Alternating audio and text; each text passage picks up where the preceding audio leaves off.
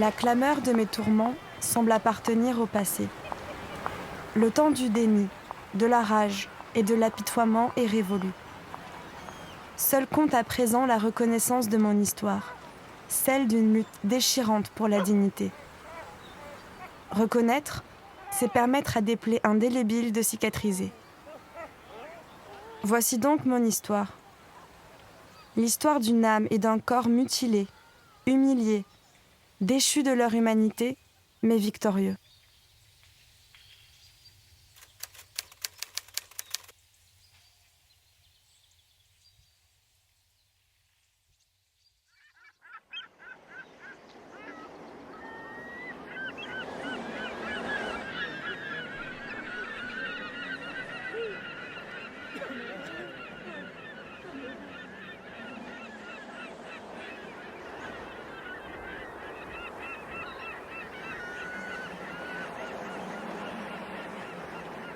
Mon corps est sec, fin mais solide.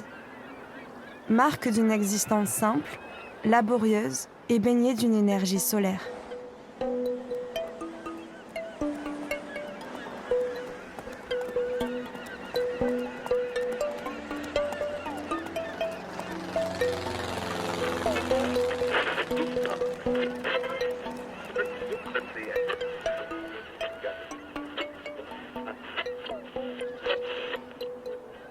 Dans l'horizon calme de mon quotidien nerveux, une sensation oppressante affleure. D'abord diffuse, elle se précise rapidement à ma conscience pour ne plus me quitter. Elle se met à planer en permanence autour de moi et à répandre son poison dans chaque parcelle de mon être.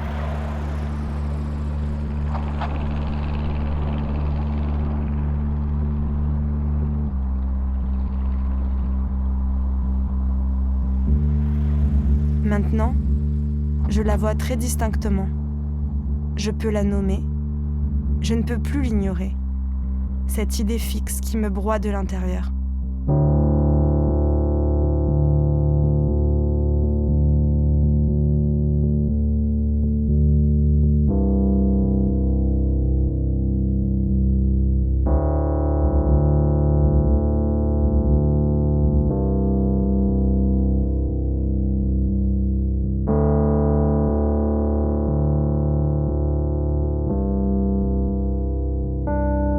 « 26 janvier 1957. La tension entre les communautés à Alger est extrême et l'horreur atteint son point culminant. À quelques minutes d'intervalle, 3 charges explosent.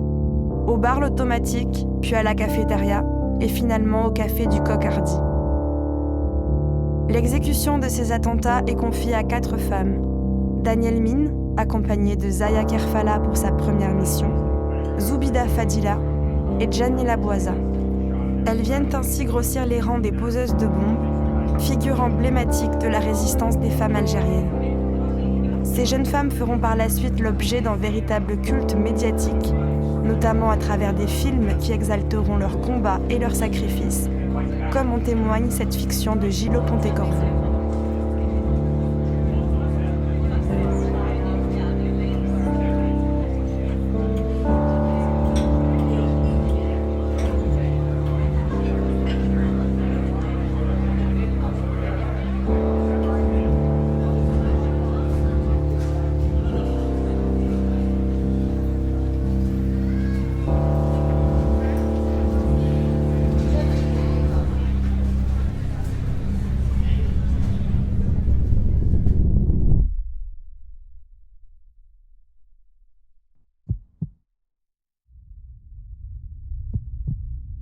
Ma souffrance démente jaillit de mes membres par jets sanglants. Les murs se teintent de rouge.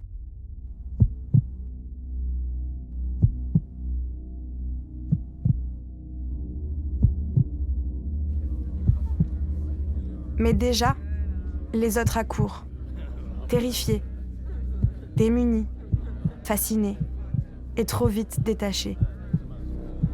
Le masque de l'insouciance protège si bien de l'incompréhension.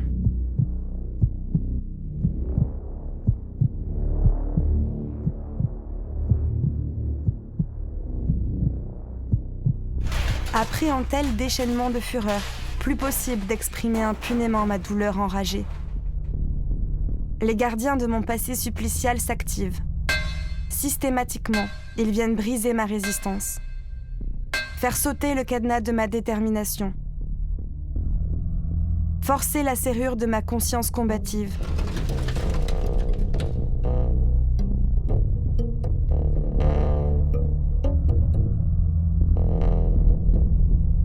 S'introduire dans l'intimité de mes rêves d'émancipation.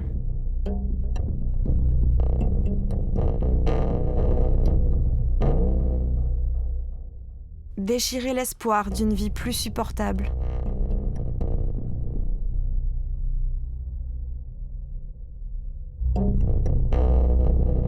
Mes proches assistent, impuissants, à ce matraquage. Que peuvent-ils penser ? Y voient-ils la seule alternative pour retrouver une situation apaisée ? Ou souffrent-ils en silence de voir un être cher, martyrisé dans sa chair et son âme, pour refuser l'aliénable condition de son existence ?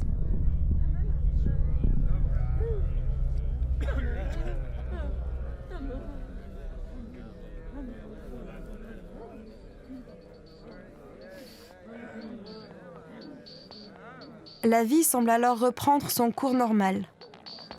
Mon corps recommence à se mouvoir dans le sens qu'ils attendent de moi.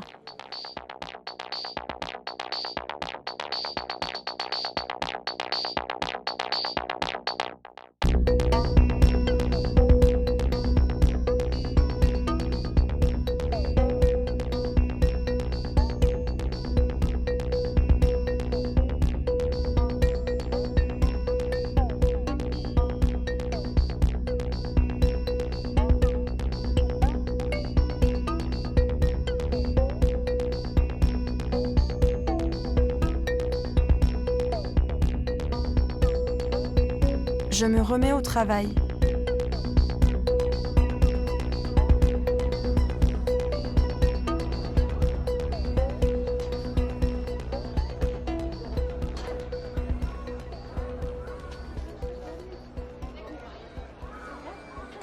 Je reprends des forces.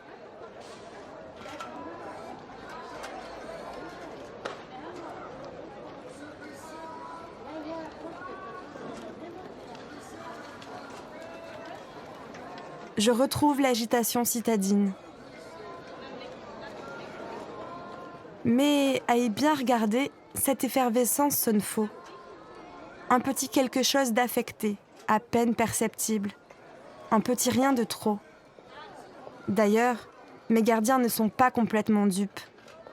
Ils sont là, partout. Ils ne me lâchent pas du regard. Ils me surveillent.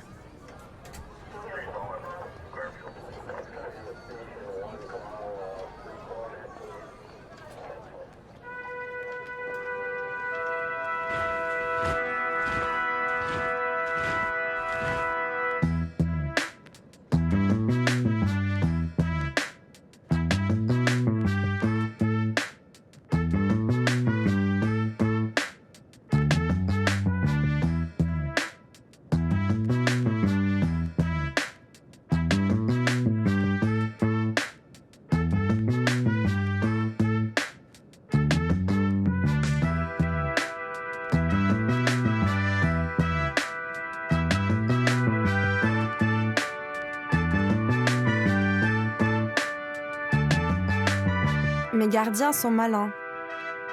Pour combattre mon mal, ils ne se contentent pas de contrôler mes actions. Ils espèrent aussi venir à bout de mes idées jusqu'au boutiste, en pénétrant les tréfonds de mon âme.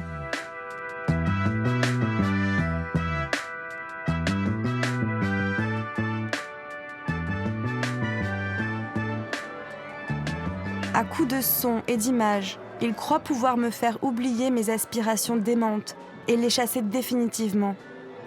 Ils en appellent à ma joie de vivre. Et ainsi, ils font flotter un parfum d'insouciance et de liesse dans chacune de mes artères. Ou presque. Quant aux quelques cellules têtues de mon être, insensibles à cette joie abrutissante, elles sont réprimées dans les ténèbres et le sang, loin de ces perverses festivités lumineuses.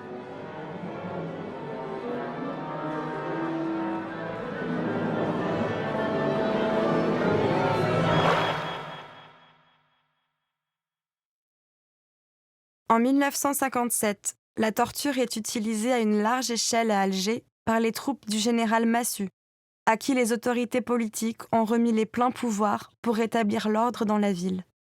Des centres de torture sont installés, et les parachutistes ne lésinent pas sur les moyens pour faire parler et faire peur. L'électricité, ou GGN, la baignoire, les coups. Une utilisation massive de cette violence qui sera corrélée au démantèlement des réseaux du FLN et à l'arrêt des attentats.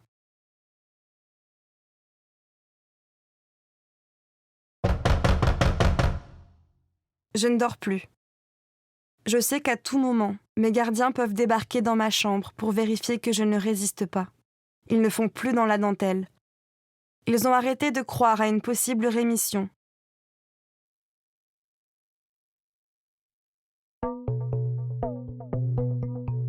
Désormais, ils veulent seulement m'éteindre et court-circuiter mes pensées libertaires. Ils pompent mon énergie. Ils aspirent massivement ma substance rebelle, l'emmènent loin de moi et la font disparaître pour toujours.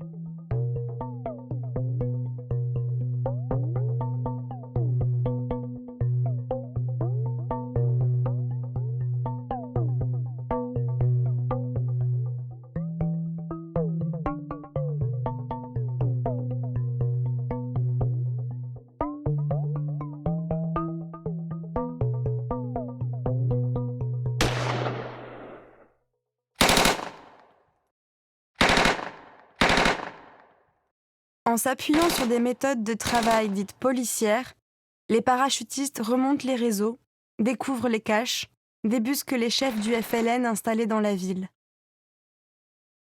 Yassef Saadi, responsable de la zone autonome d'Alger du FLN, est arrêté le 24 septembre 1957 avec sa compagne Zora Drif. Le 8 octobre, Ali Lapointe, son adjoint, cerné par les militaires, se suicide dans une cache pour éviter l'arrestation. La bataille d'Alger est finie. Ça y est, ils ont fini par réussir à extraire de mon cerveau mes rêves d'absolu. Ils m'ont décapité. Cette tête coupée, ma tête, ils l'exposent fièrement à l'opinion publique.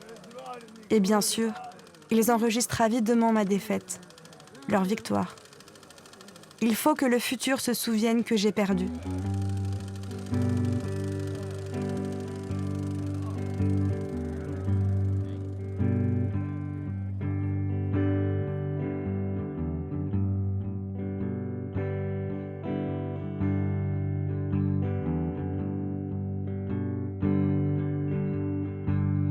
Oui, mais voilà.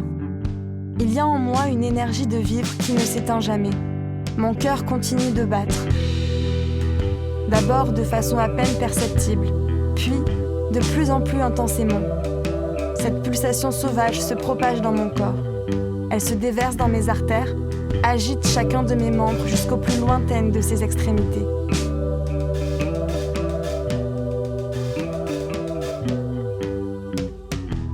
Guidée par ces battements, je me relève.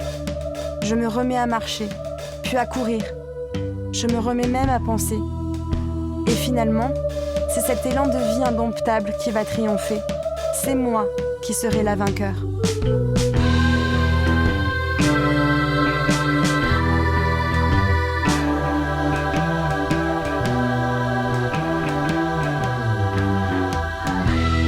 Cette histoire que je vous ai racontée, c'est la mienne.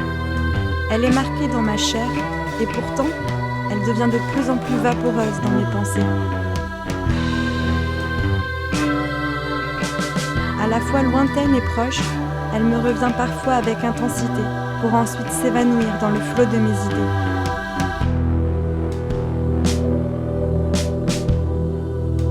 Elle est telle qu'on me l'a racontée et telle que je veux m'en souvenir. Elle est mon cri.